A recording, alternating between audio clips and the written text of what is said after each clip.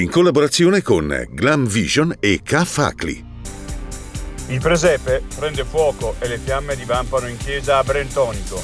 Don Laghi, forse un atto vandalico, starà alle forze dell'ordine scoprire com'è andata.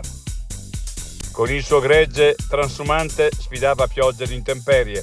Addio a Lorenzo Biagi fedele, il pastore buono di Telve. Il ricordo ci mancherà moltissimo. Influenza e Covid, aumentano i casi e qualche classe è decimata, ma non è ancora stato raggiunto il picco. E vaccinazioni a rilento, contagio doppio tra i più piccoli. Abbattimenti di JJ4 e MJ5, il TAR sospende le delibere della provincia. Ancora una sconfitta per il metodo Fugatti.